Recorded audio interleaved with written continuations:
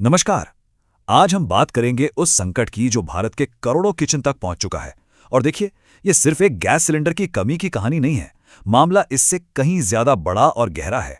तो सबसे बड़ा सवाल यही है कि आखिर अचानक से ये रसोई गैस गई तो गई कहाँ? चलिए इस पूरी गुत्थी को एक एक करके सुलझाते हैं। देखिए, ये सिर्फ कुछ जगहों पर लगी लंबी लाइनें नहीं हैं। ये इस बात का सबूत है कि भारत अपनी हाल की तारीख में गैस सप्लाई के सबसे बुरे दौर से गुजर रहा है। देश के हर कोने से कमोबेश यही तस्वीरें सामने आ रही हैं। और इसका असर जमीनी स्तर पर हर किसी पर पड़ रहा है। गैस एजेंसियों के बाहर देखिए तो मीलों लंबी कतारें हैं। जमाखोरी और ब्लैक मार्केटिंग की खबरें तो आम हो चली हैं। घरों में एक डर का माहौल है और सबसे बुरी मार पड़ी है छोटे कारोबारियों पर, रेस्टोरेंट्स पर, होटलों पर। अब जरा इन आंकड़ों पर नजर डालिए। ये अपने आप में पूरी कहानी बता रहे हैं। आमतौर पर एक दिन में करीब 55-56 लाख सिलेंडर बुक होते थे, लेकिन 12 मार्च को ये आंकड़ा कहां पहुंचा? सीधे 75.5 लाख के पार। मतलब एक ही दिन में 35% की जबरदस्त बढ़ोतरी। ये सिर्फ डिमांड नहीं है, ये डर है। एक ऐसी घबराहट जिसने पूरे सप्लाई सिस्टम को हिलाकर रख दिया है। तो सवाल यह है कि इस संकट की चिंगारी आखिर आई कहां से? इसका जवाब दुनिया के नक्शे पर एक बहुत ही छोटी लेकिन बेहद अहम जगह पर छिपा है। ये है हुर्मुज़ जलडमरूमध्य। इसको समझने के लिए सोचिए जैसे ये किसी बहुत बड़े शहर की मेन वाटर पाइपलाइन हो।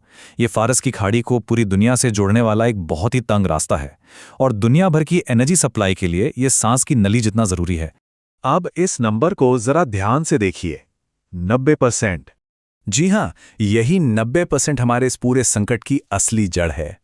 भारत जो भी एलपीजी बाहर से मंगवाता है, उसका 90% हिस्सा सिर्फ और सिर्फ इसी एक पतले से समुद्री रास्ते से गुजरता है। तो जैसे ही एक संघर्ष की वजह से ये रास्ता बंद हुआ, समझिए पूरे देश के किचन का चूल्हा ठंडा पड़ने लगा। लेकिन देखिए, ये संकट सिर्फ एक रास्ते के बंद होने से नहीं आया है। इसकी नींव तो सच पूछिए तो पिछले कई दशकों से रखी जा रही थी। चलिए जरा पीछे मुड़कर देखते हैं कि कैसे ये समस्या धीरे धीरे इतनी बड़ी हो गई।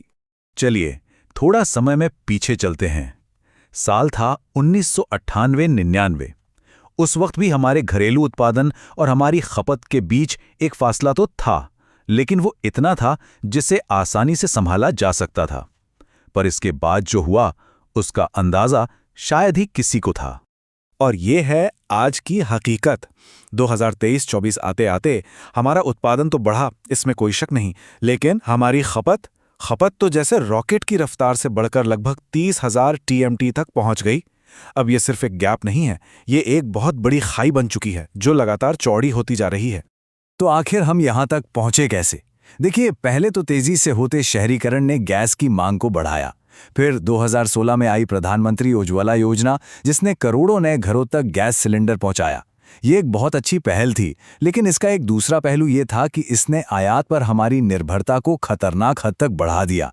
और नतीजा, आज हमारे कुल पेट्रोलियम आयात का 40% हिस्सा सिर्फ और सिर्फ एलपीजी है।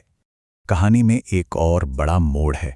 एक तरफ तो हमारी खपत आसमान छू रही थी, लेकिन दूसरी तरफ 2017 के बाद से हमारा घरेलू उत्पादन एक जगह आकर लगभग ठहर सा गया, करीब 13,000 टीएमटी सालाना पर।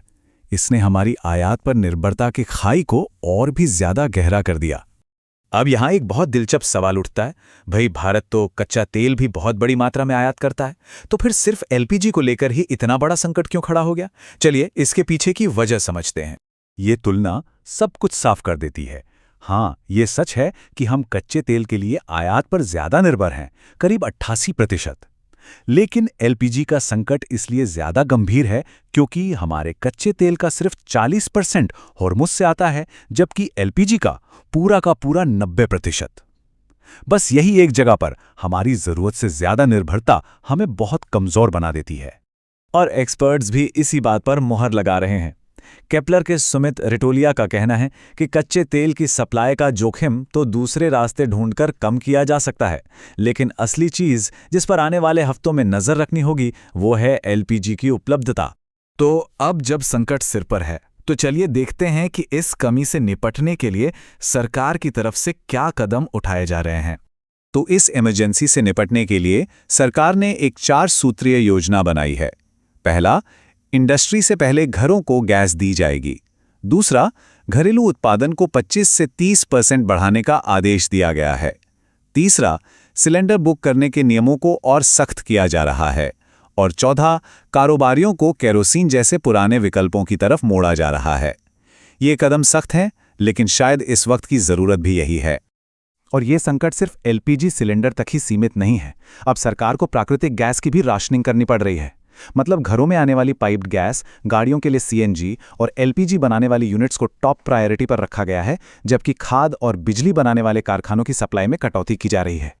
देखिए, आज का ये संकट तो शायद किसी तरह से टल जाएगा, लेकिन ये अपने पीछे एक बहुत बड़ी चेतावनी छोड़ गया है। और असली सवाल वही है, भारत अपने करोड़ों घरों के चूल्हों को भविष्य में कैसे जलाएगा? हमारी ऊर्जा सुरक्षा का पूरा भविष्य इसी एक सवाल के जवाब पर टिका है।